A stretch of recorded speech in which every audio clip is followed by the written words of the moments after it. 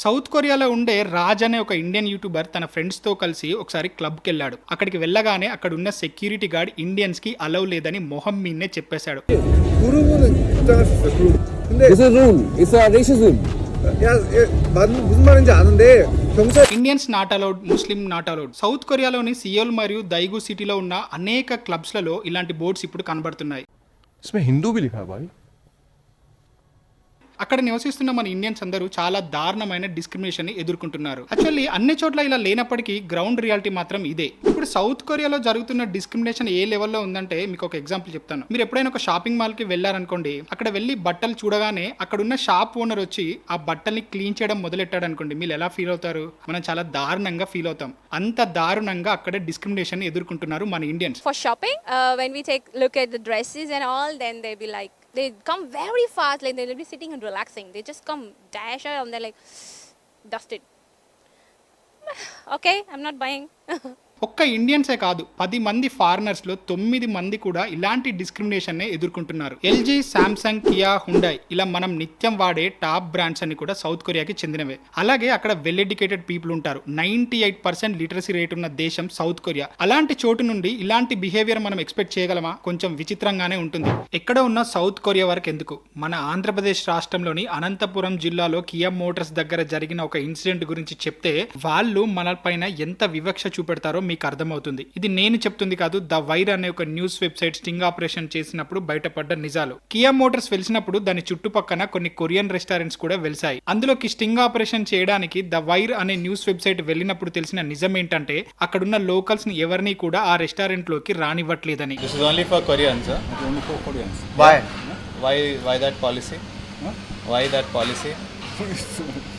Yeah, but you cannot discriminate like. చివరికి ఆ రెస్టారెంట్లలో పనిచేసే వాళ్ళు కూడా లోకల్ వాళ్ళు కాదు, చాలా మంది వరకు కూడా నేపాలీ వాళ్ళే ఉన్నారు.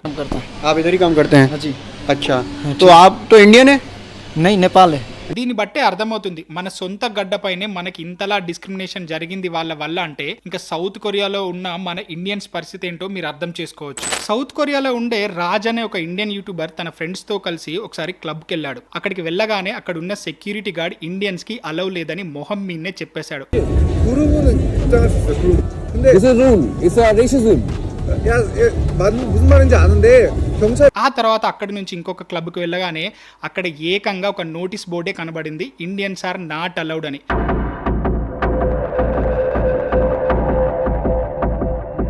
ఇది ఇండియన్స్ కి సౌత్ కొరియాలో ఇచ్చే వాల్యూ. కానీ మనం మాత్రం వాళ్ళ పాప్ సాంగ్స్ వింటాం, వాళ్ళ ఫుడ్ ని ఇష్టపడతాం, వాళ్ళ వెబ్ సిరీస్ చూస్తాం, వాళ్ళ కల్చర్ ని మనం ఎంత లవ్ చేస్తామో వాళ్ళకి మన గురించి తెలియదు. కానీ వాళ్ళు మనకి ఇచ్చే వాల్యూ మాత్రం ఇలా ఉంది కొరియాలో.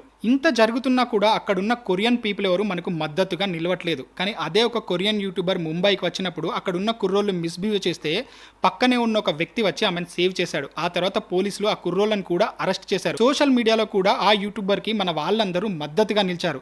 కానీ అదే రాజ్ అనే యూట్యూబర్ కి కొరియాలో అన్యాయం జరిగినప్పుడు వాళ్ళ ఫ్రెండ్స్ ని క్లబ్ లోకి రానివ్వనప్పుడు పక్కనే చూస్తున్న వాళ్ళు ఎవ్వరు కూడా దీనిపై మద్దతు ప్రకటించలేదు, వాళ్ళ కోసం నిలబడలేదు. కానీ మనం వాళ్ళని ఎంత లవ్ చేస్తామనేది కొరియన్ యూట్యూబర్ కి మనం ఇచ్చిన మద్దతును బట్టి చెప్పొచ్చు. ఇదంతా ఎందుకు జరుగుతుంది? మన ఇండియన్స్ ఎందుకు డిస్క్రిమినేషన్ కి గురవుతున్నారు? One of the main reason Koreans కున్న బ్యూటీ అబ్సెషన్. అంటే అక్కడ ఉన్న వాళ్ళకి ఒక జాబ్ రావాలంటే అది ప్రైవేట్ జాబ్ అయినా గవర్నమెంట్ జాబ్ అయినా వాళ్ళు చెప్పే కొన్ని బ్యూటీ స్టాండర్డ్స్ ని మీట్ అవ్వాలి. పెదాలు అలా ఉండాలి, ముక్కు ఇలా ఉండాలి, మా బాస్ కి నోస్ కొంచెం పెద్దగా ఉండాలి, పెదాలు వి షేప్ లో ఉండాలి.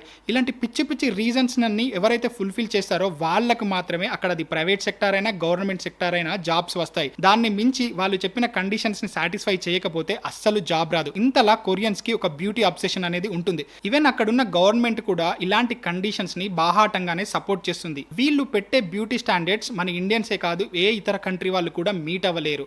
అంతెందుకు Korean labour ministry Twitter account లో కూడా మీకు జాబ్ కావాలంటే ముందు ప్లాస్టిక్ సర్జరీ చేసుకోండి అని పోస్ట్ చేసింది. దీన్ని బట్టే అర్థమవుతుంది అక్కడున్న ప్రభుత్వం ఎలా ఆలోచిస్తుందో, అలాగే వాళ్ళకున్న బ్యూటీ అబ్సెషన్ అనేది ఎంత అనేది. బేసిక్ గా కొరియన్స్ అందరూ ఒక కాన్సెప్ట్ ని ఫాలో అవుతారు, అదే లుకిజం. ఈ లుకిజం ప్రకారం వాళ్ళు చాలా పర్ఫెక్ట్ బాడీ, పర్ఫెక్ట్ కలర్ ఉండాలని కోరుకుంటారు. బేసిక్ గా మన ఇండియన్స్ అందరూ గోధుమ రంగు కలర్ లో ఉంటారు. ఇది వాళ్ళకి అస్సలు నచ్చదు. వీళ్ళు ఇది ఎంతలా ఫాలో అవుతారంటే ఈ లుకిజం అనేది అక్కడున్న 90% కంపెనీస్ కి జాబ్ అప్లై చేయాలంటే రెజ్యూమ్ లో మన ఫోటో పెట్టాలి. ఆ ఫోటోలో ఉన్నట్టు కాకుండా ఏ మాత్రం కొంచెం తేడా ఉన్నా కూడా అక్కడ జాబ్ అస్సలు రాదు. దీన్ని బట్టి వాళ్ళు లుకిజం అనే కాన్సెప్ట్ ని ఎంత స్ట్రాంగ్ గా ఫాలో అవుతారో మీరు అర్థం చేసుకోవచ్చు. మనం ఇది చెప్పుకోవడానికి చాలా విచిత్రంగా అనిపించవచ్చు ఇక్కడ, కానీ ఇది వాళ్ళకి మాత్రం నార్మల్. అక్కడ మీరు ఎక్కడ చూసినా కూడా షాపింగ్ మాల్స్ లో కానీ, రోడ్ల పైన కానీ, బస్ స్టాండ్స్ లో కానీ ఎక్కడ చూసినా కూడా ప్లాస్టిక్ సర్జరీకి సంబంధించిన యాడ్స్ కనిపిస్తుంటాయి. సో బ్యూటీకి వాళ్ళు ఇచ్చే ఇంపార్టెన్స్ అంతలా ఉంటుంది. కానీ బేసిక్ గా మన ఇండియన్స్ ఉండే రంగు వల్ల వాళ్ళకి మనం అంటే అంతలా నచ్చదు.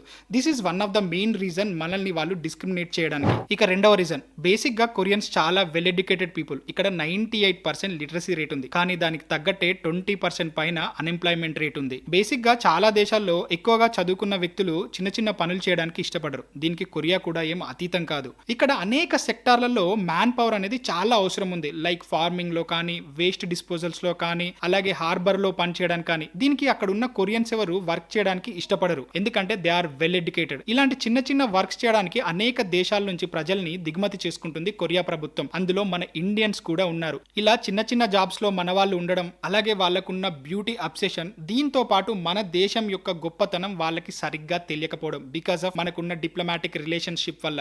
ఎందుకంటే మన దేశం రష్యాకి మిత్ర దేశం కాబట్టి మనని ఒక కమ్యూనిస్టు ప్రభుత్వంగా వాళ్ళు చూస్తారు. అలాగే వాళ్ళు అమెరికా తోటి చాలా సన్నిహితంగా ఉంటారు. అది ఒక క్యాపిటలిస్ట్ కంట్రీ. ఇది కూడా వన్ ఆఫ్ ద రీజన్. ఇలా అన్ని రీజన్స్ కలిపి వాళ్ళు మన ఇండియన్స్ పైన డిస్క్రిమినేషన్ చూపెట్టడానికి తోడవుతున్నాయి. ఒక ఇండియన్స్ పైనే కాదు, అక్కడ ఉండే ఫారినర్స్ పైన కూడా చూపిస్తున్నారు. కానీ మనం మాత్రం వాళ్ళని బీభత్సంగా లవ్ చేస్తాం.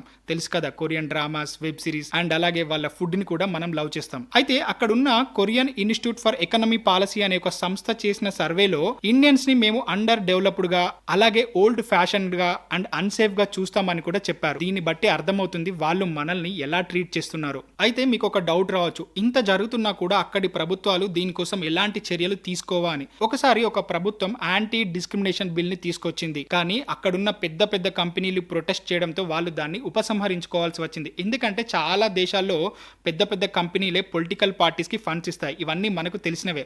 సో దీనివల్ల వాళ్ళు ఆ బిల్ ని ఉపసంహరించుకోవాల్సి వచ్చింది. ఇలాంటి రీజన్స్ అన్ని కలిపి మన ఇండియన్స్ పైన వాళ్ళు డిస్క్రిమినేషన్ చూపెట్టడానికి తోడవుతున్నాయి. ఏది ఏమైనా ఈ డిస్క్రిమినేషన్ ఆగాలని కోరుకుందాం. ఈ వీడియో కనుక మీకు నచ్చినట్లయితే లైక్ చేసి, షేర్ చేసి, సబ్స్క్రైబ్ చేయండి. Thank you so much.